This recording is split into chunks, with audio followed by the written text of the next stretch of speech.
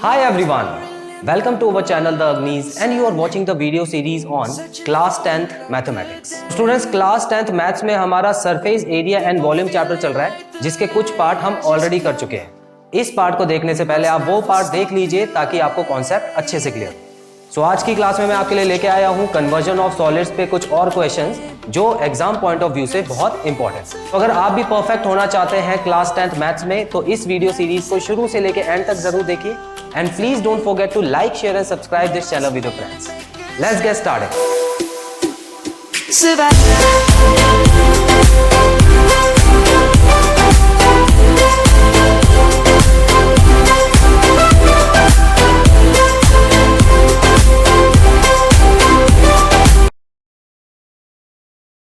चलिए स्टूडेंट्स देखते हैं पहले क्वेश्चन में क्या पूछा गया है। A metallic sphere of radius 4.2 centimetre melted and recast into the shape of a cylinder of radius 6 centimetre. So question में एक मेटालिक स्फीयर है जिसका रेडियस 4.2 है और इसको मेल्ट किया जाता है, इसको पिघला दिया जाता है और इसकी शेप बदल दी जाती है। देखिए रीकास्ट का मतलब होता है रीशेप, मतलब इसकी शेप बदलकर इसको अब एक सिलेंडर की शेप दे दी जाती है जिसका रेडियस है 6 सेंटीमीटर। तो अगर मैं इसका डायग्राम बनाऊं तो कुछ इस तरह का डायग्राम होगा। ये हो गया स्फीयर और जिसका रेडियस जो है वो 4.2 सेंटीमीटर था। इसका रेडियस 4.2 सेंटीमीटर था। इसको पिघलाकर जो शेप बनाई है वो है सिलेंडर की शेप, और सिलेंडर की शेप आपको पता है कुछ इस तरह की होती है। सिलेंडर में रेडियस और हाइट दो चीजें होती हैं। सो ये हो गया रेडियस और ये हो गई हाइट, और इसमें सिर्फ और सिर्फ रेडियस होता है ना। इसमें तो रेडियस होता है, इसकी कोई हाइट तो होती नहीं है। इसकी भी हाइट जो होती है, मान लेते हैं अगर ये हाइट की बात करें तो रेडियस का डबल हो गया ये, ठीक है। तो रेडियस का डबल जो हो जाता है वो इसकी भी हाइट होती है, लेकिन इसके फॉर्मूले में हाइट नाम की कोई चीज नहीं होती, इसमें हमेशा रेडियस ही होता है। क्लियर? ये मैंने फॉर्मूले वाले वीडियो में कराया था, ठीक है। सो वापस आते हैं। ये हो गया स्फीयर, इसको रिकास्ट किया गया है और सिलेंडर बनाया गया है, और सिलेंडर का जो रेडियस है वो है 6 सेंटीमीटर। क्लियर? तो सारी इंफॉर्मेशन जो दी गई थी हमने यहां पर डायग्राम में रिप्रेजेंट कर दी है। अब क्वेश्चन में पूछा क्या है, find the height of the cylinder. Question में पूछा है आपको सिलेंडर की हाइट निकालनी है। सो स्टूडेंट्स, मैंने आपको बताया था कि जब भी रिकास्ट या रीशेप वाली बात आती है, जब भी किसी एक फिगर को चेंज किया जाता है दूसरे टाइप के फिगर में पिघलाकर, तो उसमें क्या होता है, वॉल्यूम जो होती है, दोनों की वॉल्यूम हमेशा सेम रहेगी। Volume 1 is equal to volume 2। ये मैंने बताया था आपको पिछली वीडियो में। सो यहां पर अगर मैं इन दोनों की वॉल्यूम बराबर कर देता हूं तो हो सकता है मेरा आंसर आ जाए। अब हम करने की कोशिश करते हैं। देखिए यहां पर हमको लिखना होगा गिवन इन क्वेश्चन, या अकॉर्डिंग टू क्वेश्चन आप कुछ भी लिख सकते हैं। Sphere is recasted into a cylinder, therefore volume of sphere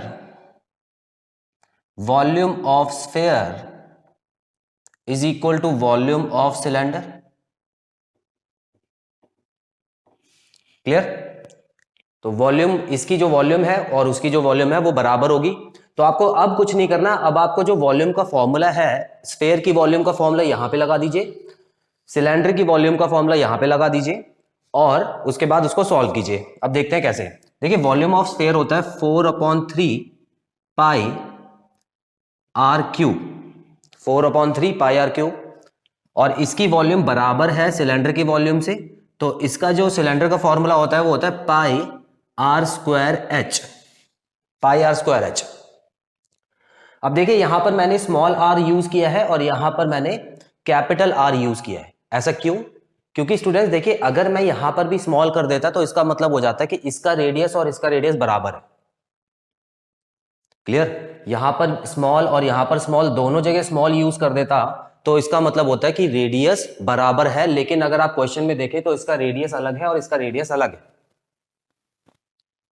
सो यहां पर आपको एक चीज ध्यान देनी है कि जब भी फिगर वाइज रेडियस अलग होता है तो उस केस में आपको स्मॉल आर और कैपिटल आर अलग अलग मानना होता है।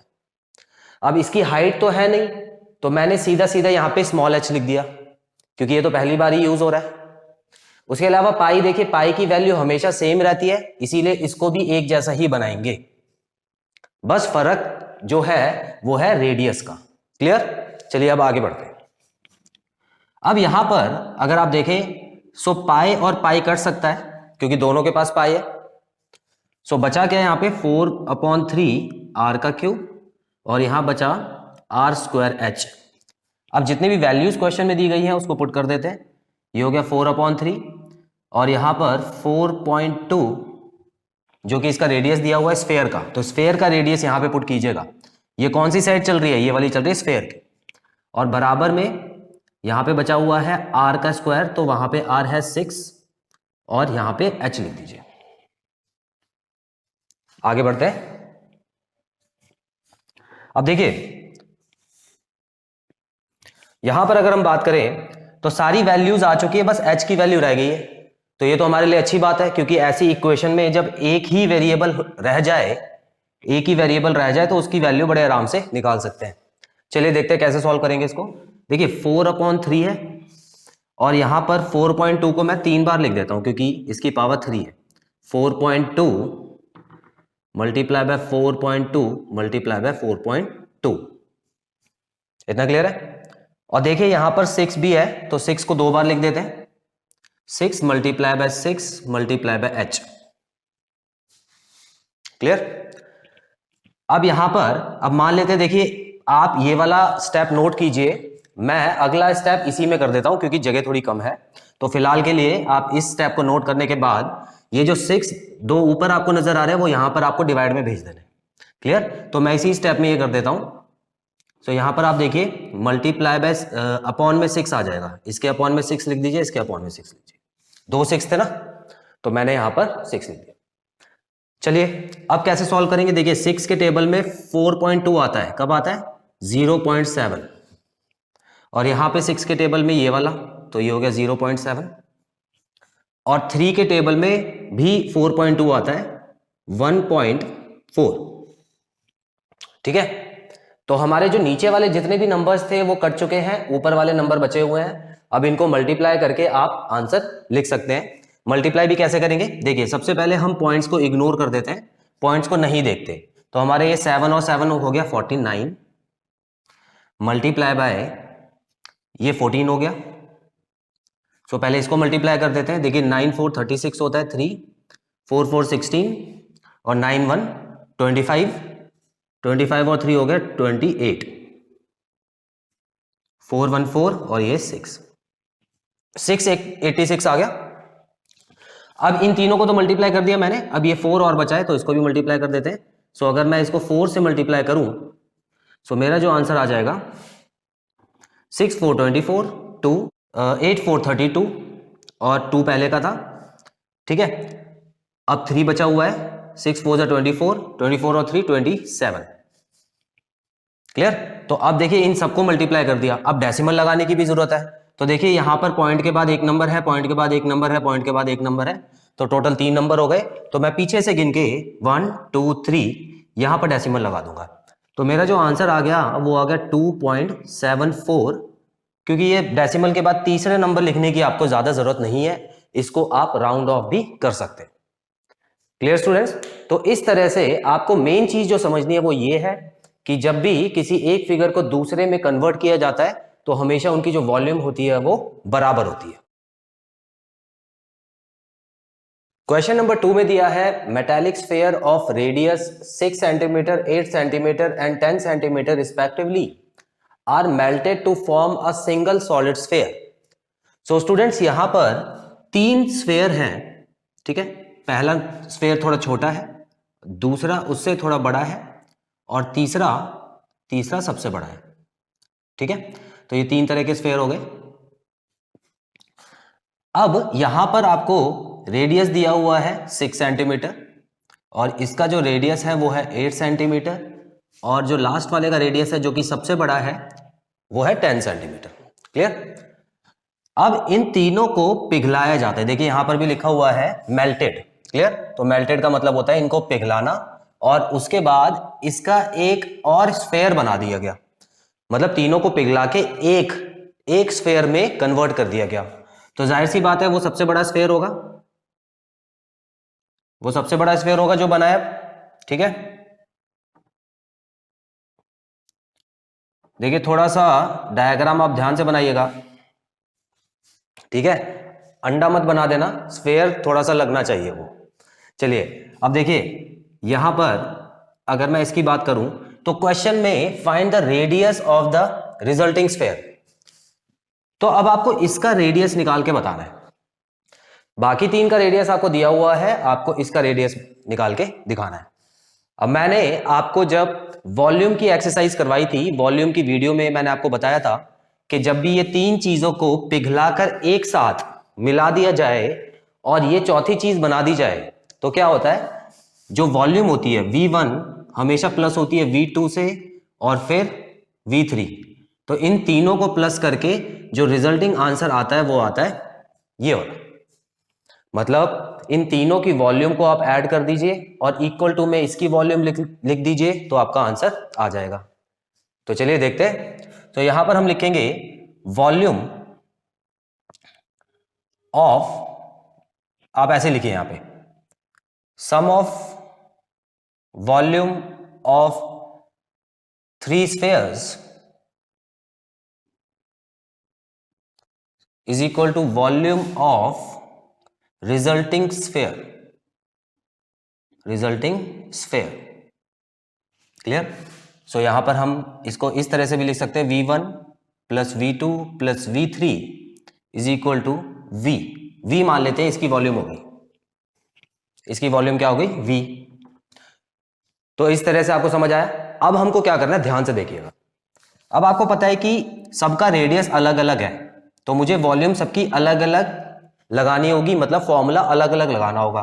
4/3 पाई R1 का क्यूब प्लस 4/3 पाई R2 का क्यूब प्लस 4/3 पाई R3 का क्यूब इज इक्वल टू 4/3 पाई बड़े R का क्यूब। अब यहां पे मैं आपको एक चीज बताना चाहता हूं कि यहां पे R1, R2, R3 इनके रेडियस के बारे में बात हो रही है।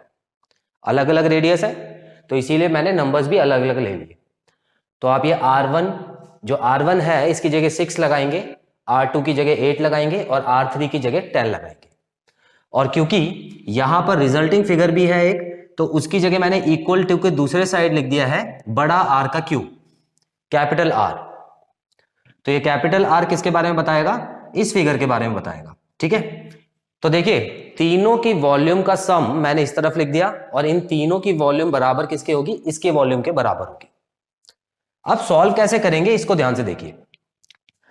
आप अगर यहां पे देखें 4/3 इसके पास भी है, 4/3 इसके पास भी है और 4/3 इसके पास है, तो इन तीनों को अलग अलग क्यों सॉल्व करें, क्यों ना इसमें से 4/3 मैं अलग निकाल लेता हूं, जिसको बोलते हैं कॉमन लेना। कॉमन फैक्टर को मैंने बाहर निकाल दिया। उसके बाद देखिए पाई इसके पास भी है, पाई इसके पास भी है और पाई इसके पास भी है, तो सबका पाई बाहर निकाल दो। उसके बाद आपको यहां पे लगाना है ब्रैकेट। ठीक है, अब यहां पर क्या आ गया, R1 का क्यूब, जो चीज बची हुई है देखिए इसमें 4/3 निकाल दिया, पाई भी निकाल दिया, तो क्या बचा, R1 का क्यूब बचा। उसके बाद प्लस का निशान, R2 का क्यूब, उसके बाद R3 का क्यूब, उसके बाद ब्रैकेट बंद कर दीजिए। और यहां पे तो 4/3 है और पाई भी है और R का क्यूब भी है। इस तरह से कीजिए। अब मैं क्या करता हूं, देखिए 4/3 यहां पर है और 4/3 यहां पर भी है, तो मैं इसको काट देता हूं। देखिए 4 से 4 कट गया और 3 से 3 कट गया, क्योंकि अगर ये इसमें से कोई भी अगर मान लीजिए ये यहां आता तो रेसिप्रोकल होके आता, तो 4 से 4 अपने आप ही कट जाता। तो जो दोनों साइड में आपको नजर आ रहा है ना उसको काट दीजिए। ठीक है, देखिए पाई और पाई कट गया, लेकिन और कुछ नहीं कर सकता। तो अब मैं क्या करने वाला हूं, इनकी वैल्यूज पुट करता हूं। देखिए इनकी वैल्यूज पुट करूंगा अब मैं। तो R1 की क्या वैल्यू दी हुई है, देखिए 6 का क्यूब। R2 की क्या वैल्यू दी हुई है, 8 का क्यूब। और R3 की वैल्यू दी हुई है 10 का क्यूब। और यहां पर दिया हुआ है R का क्यूब। अब इसको सॉल्व कर दीजिए। देखिए 6 का क्यूब होता है 216। अब ये तो आपको मल्टीप्लाई करके देखना होगा। प्लस 8 का क्यूब क्या होता है 512। और 10 का क्यूब होता है 1000। और यहां पे हो गया R का क्यूब। क्लियर? अगर आपने स्क्रीनशॉट नहीं लिया जल्दी से स्क्रीनशॉट लीजिए, ताकि मैं आगे क्वेश्चन वहां पे कर देता हूं डायग्राम मिटा के। चलिए अब देखिए,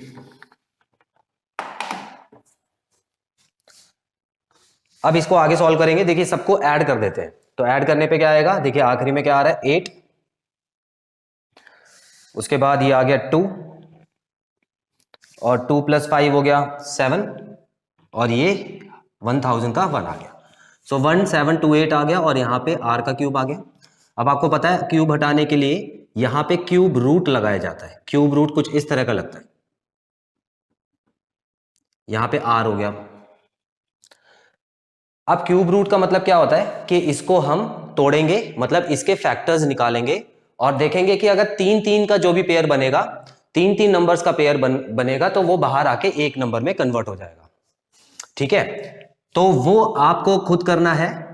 आपको पता है फैक्टर कैसे निकाले जाते हैं। देखिए स्टार्टिंग में आपको बता देता हूं, 1728 हो गया, और ये 2 8, और यहां पे आ गया 6, और यहां पे आ गया 4, 864। ठीक है, इस तरह से आपको आगे बढ़ना है, और ये 3-3 के पेयर को एक नंबर बना के बाहर लिख देना है। ऐसे निकालते हैं क्यूब रूट से बाहर। क्लियर? तो फिलहाल जो आपका आंसर आने वाला है वो होगा 12, क्योंकि 12 मल्टीप्लाई बाय 12 मल्टीप्लाई बाय 12 होता है 1728। क्लियर? तो यहां पे सीधा सीधा आंसर आ गया। अच्छा, क्वेश्चन में पूछा क्या था, रेडियस निकालना था। तो रेडियस हमेशा किस में आता है, सेंटीमीटर में। ये यूनिट लगाना मत भूलिएगा, रेडियस आता है सेंटीमीटर में। चलिए स्टूडेंट्स देखते हैं क्वेश्चन नंबर 3 में क्या दिया हुआ है। A cylindrical bucket 32 centimetre high and with radius 18 centimetre filled with sand emptied on the ground and a conical heap formed.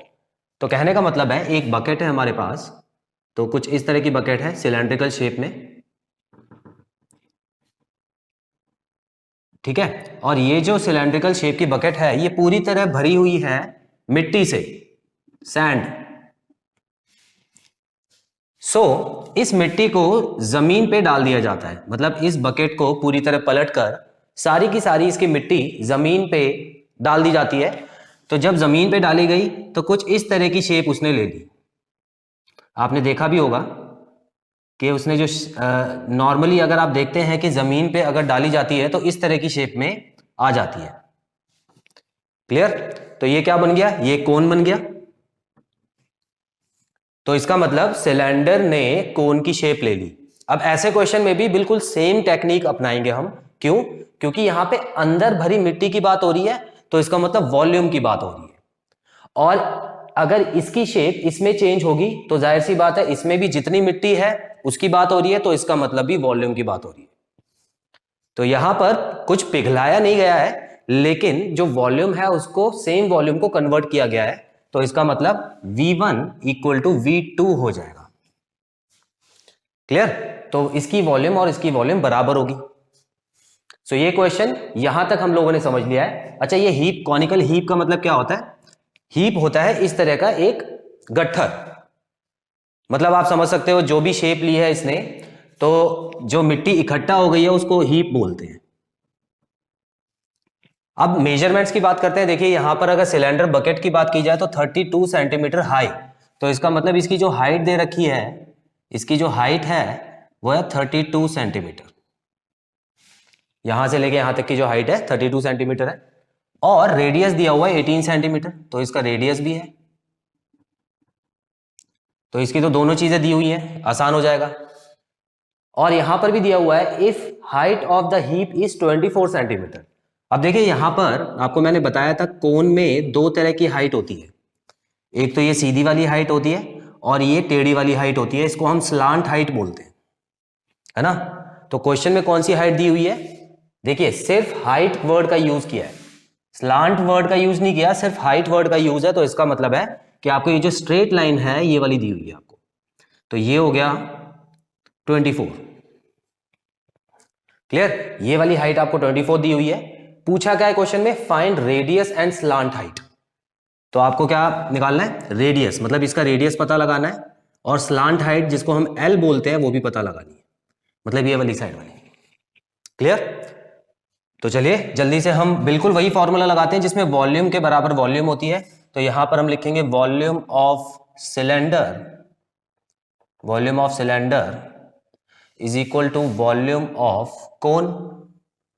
अब दोनों की वॉल्यूम के बारे में बात करें तो सिलेंडर की होती है पाई आर स्क्वायर एच, और अगर कोन की वॉल्यूम की बात करें 1/3 पाई आर स्क्वायर एच। क्लियर, तो ये दोनों की वॉल्यूम होती है। अब देखिए मैंने आर भी दोनों का अलग अलग लिया है, यहाँ पे कैपिटल यूज है, यहाँ पे स्मॉल है। क्यों, क्योंकि देखिए रेडियस दोनों का अलग अलग होगा, क्वेश्चन में गिवन नहीं है कि एक ही रेडियस है, तो यहां पर अलग अलग मान के चलेंगे रेडियस। क्लियर, तो इसीलिए रेडियस में अलग अलग कर दिया। अच्छा यहाँ पे हाइट की भी बात हो रही है, अच्छा दोनों की हाइट भी अलग है, तो मैं क्या करूंगा, यहाँ पे दोनों के पास हाइट है तो यहां पर कैपिटल हाइट लगा दूंगा, यहां पर स्मॉल हाइट लगी हुई है। क्लियर, आगे बढ़ते। अब जो इसमें से काटा जा सकता है उसको काट लीजिए। देखिए पाए से पाए हटाया जा सकता है, लेकिन बाकी चीज तो हट नहीं सकती क्योंकि ये दोनों अलग अलग है, और यहाँ पे 1/3 है। तो मैं वैल्यूज पुट करता हूं। देखिए सिलेंडर का रेडियस जो है वो है 18, तो यहाँ पे मैंने लिख दिया 18 का स्क्वायर मल्टीप्लाई बाय हाइट क्या है 32 इज इक्वल टू में मैं लिखूंगा 1/3, इसका रेडियस तो हमको निकालना है, लेकिन हाइट इसकी दी हुई है 24, हाइट 24 दी है। अब इसको कैसे सॉल्व कर सकते हैं, देखिए 3 और 24 तो यहीं पे काट दीजिए, 8 3 24 हो गया, और 8 जब यहां पे आएगा तो नीचे आएगा, सो 8 और 32 भी कट रहा है 4, सो यहां पे क्या बचा 18 मल्टीप्लाई बाय 18 जो कि 2 बार है, और यहां पे आ गया 4 इज इक्वल टू यहां पे आर स्क्वायर बचा, यहां पे बाकी सब खत्म हो गया है, सिर्फ आर स्क्वायर बचा हुआ। अब देखिए स्क्वायर हटाने के लिए हम यहां पे अंडर रूट लगाते हैं, तो ये सारा अंडर रूट में आ जाएगा। अब कुछ बच्चे देखिए क्या गलती करेंगे, कुछ बच्चे यहां पे ये गलती करेंगे कि इनको मल्टीप्लाई कर देंगे पहले तीनों को, ठीक है, पहले मल्टीप्लाई कर देंगे, उसके बाद उसको एक बड़ा नंबर बना देंगे, और उसके बाद जब उसको स्क्वायर रूट करेंगे तो उसको बड़े नंबर को तोड़ तोड़ के करेंगे। दो तरफा टाइम वेस्ट हो रहा है आपका यहां पे, एक तो मल्टीप्लाई करने में टाइम वेस्ट हुआ, ऊपर से जब आप उसको बड़ा नंबर बना लोगे और उसके फैक्टर्स निकालोगे तो दोबारा टाइम वेस्ट होगा। कभी ऐसा मत करना बोर्ड में। आप यहां पर देखो करना क्या है आपको, जो पेयर होते हैं उसी को तो बाहर निकालना है, तो वो तो मैं ऐसे भी निकाल सकता हूं। देखिए 18 का पेयर तो वैसे ही बन गया, तो 18 तो बाहर आ गया, और मल्टीप्लाई बाय 4 क्या होता है 2 मल्टीप्लाई बाय 2, ठीक है, तो इसका मतलब मैं इसकी जगह 2 मल्टीप्लाई बाय 2 लिख सकता हूं, तो एक 2 भी बाहर आ गया। सो मेरा जो रेडियस आ गया वो 36 आ गया, 36 सेंटीमीटर। क्लियर, सो ये सारी चीजें आपको, तो ये सारी चीजें आपको बोर्ड में बहुत मायने रखनी है। 36 सेंटीमीटर, तो याद रखिएगा ये सारी चीजें जो होती है वो बोर्ड में बहुत मायने रखती हैं, ध्यान से करिएगा, इसमें आपका टाइम बचेगा। ठीक है, रेडियस निकल चुका है, क्वेश्चन का एक पार्ट खत्म। अब क्वेश्चन का दूसरा पार्ट यहां पे स्लांट हाइट निकालना। स्लांट हाइट का फॉर्मूला क्या होता है, देखिए रेडियस आ चुका है 36 और ये एक राइट ट्राइंगल बन गया, तो पाइथागोरस थ्योरम लगाएंगे। सो स्लांट हाइट का फॉर्मूला होता है L square is equal to R square plus H का स्क्वायर। तो एल का square is equal to R हो गया 36 प्लस एच क्या है 24। ठीक है, अब आई होप इसके आगे तो आप कर ही लोगे। इसका स्क्वायर निकालना है, इसका स्क्वायर निकालना है, दोनों को ऐड करके फिर उसको अंडर रूट करना है। इसमें ऐड कर देना, क्योंकि अंडर रूट जब ऐड करोगे और एक नंबर बनाओगे तभी होगा।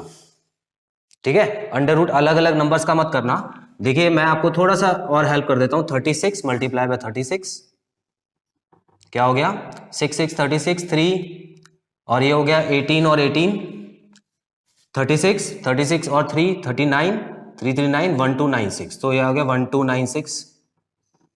अगर प्लस करते हैं 24 को, 24 का स्क्वायर है क्या होता है 4 4 16 1, और 4 2 8 8 16 17 1 576, 576 होता है। तो देखिए मैंने आपको यहां तक सॉल्व करके दिखा दिया है। आई होप अब इसके आगे आप कीजिए और एल का आंसर खुद निकाल के दिखाइए। तो चलिए स्टूडेंट्स देखते हैं इस क्वेश्चन में क्या पूछा है। A copper rod of diameter 1 centimetre and length 8 centimetre is drawn into a wire of length 18 metre of uniform thickness.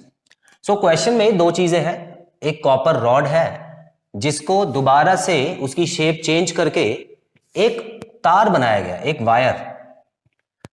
Wire बहुत पतला होता है, रॉड मोटी होती है। सो यहां पर अगर मैं रॉड की शेप बनाऊं, सो एक सिलेंड्रिकल शेप में रॉड थी, ठीक है। अब क्वेश्चन में गिवन नहीं है तो फिर भी आपको पता होना चाहिए कि रॉड जो होती है वो सिलेंड्रिकल शेप में ही होती है। सो मान लेते हैं इस शेप की एक रॉड थी और यहां पर 1 सेंटीमीटर दिया हुआ है उसका डायमीटर दिया हुआ है, ठीक है। तो रेडियस क्या हो गया, रेडियस हो गया 1/2 सेंटीमीटर। पहले तो आप ये एक चीज क्लियर कीजिए, डायमीटर मतलब होता है पूरा का पूरा यहां से लेके यहां तक, लेकिन फॉर्मूले में हमको सिर्फ रेडियस चाहिए होता है। तो मैंने फिलहाल क्या किया, रेडियस को कर दिया हाफ, डायमीटर का हाफ होता है रेडियस, और लेंथ भी दी हुई है 8 सेंटीमीटर। लेंथ मतलब हो गया यहां से लेके यहां तक, ठीक है। अब रॉड की लेंथ क्या होगी, रॉड की लंबाई, और रॉड की लंबाई कैसे आप पता लगाओगे, आप उसको सीधा खड़ा करके उसकी हाइट नापोगे, है ना। तो बिल्कुल उसी तरह जो हाइट है यहां पर दी हुई है 8 सेंटीमीटर। ये चीज क्लियर है आपको। अच्छा, इसकी शेप चेंज करके इसको बदला गया है एक वायर में। तो वायर जो होता है वो बहुत पतला होता है, जो तार होता है वो पतला होता है। तो जाहिर सी बात है जितने मटेरियल की रॉड बनी हुई थी उससे अगर मैं वायर बनाऊंगा तो जाहिर सी बात है थोड़ा सा लंबा बनेगा वायर, है ना। अगर इतना मटेरियल मैं पतला पतला पतला यूज करके एक वायर बनाऊं, एक तार बनाऊं, तो कैसा बनेगा, बहुत लंबा तार हो जाएगा, उसकी लेंथ बहुत बड़ी निकल जाएगी। तो यहां पे जो इसकी लेंथ दी हुई है वो है 18 मीटर्स, और मीटर्स जो होता है वो सेंटीमीटर से बड़ा होता है, ठीक है। अब देखिए मीटर तो सेंटीमीटर से काफी बड़ा हो गया, 18 मीटर्स दिया हुआ है इसकी लेंथ। सो इसी चीज की मैं बात कर रहा था कि जब भी आप एक रॉड को पिघला के एक पतला सा तार बनाओगे तो तार की जो लेंथ होगी वो बहुत लंबी होगी। सो यहां पे 18 मीटर दिया हुआ है, देखिए। अच्छा, क्वेश्चन में पूछा क्या है, क्वेश्चन में पूछा है find the thickness of wire. अब वायर की थिकनेस निकालनी है, मतलब क्वेश्चन में हमको डायमीटर पूछा है।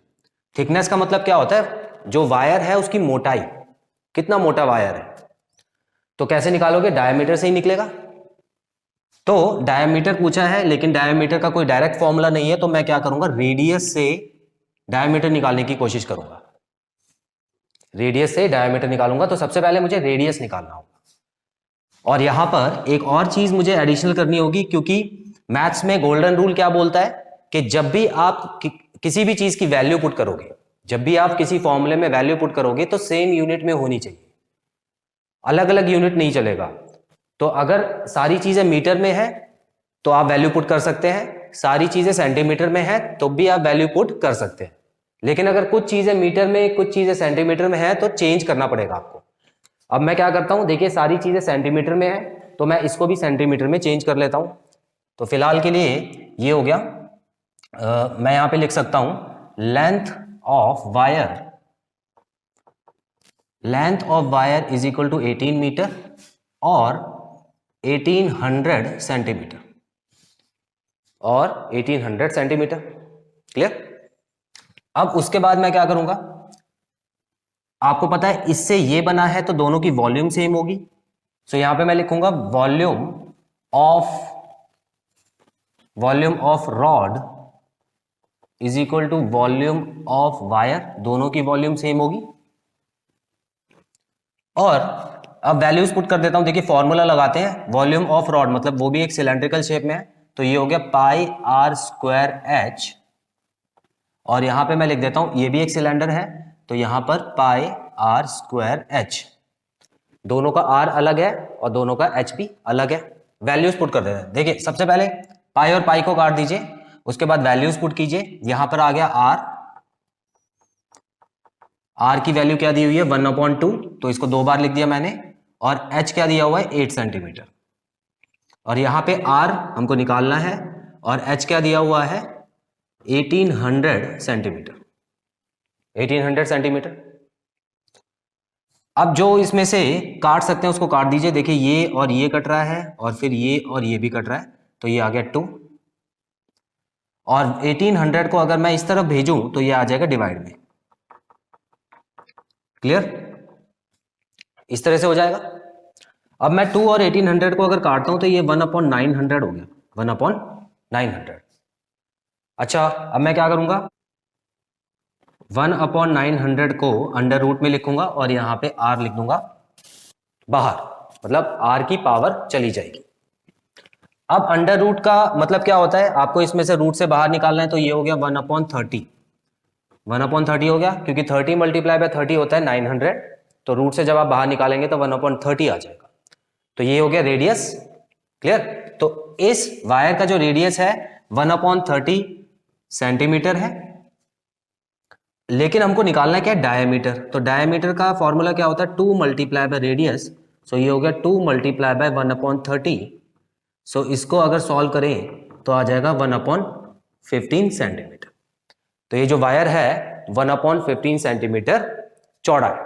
तो स्टूडेंट्स यहाँ पे खत्म होता है हमारा कन्वर्जन ऑफ सॉलिड का ये पार्ट। आई होप इस पार्ट में कराए सारे क्वेश्चंस आपको क्लियर हैं और कोई भी डाउट नहीं।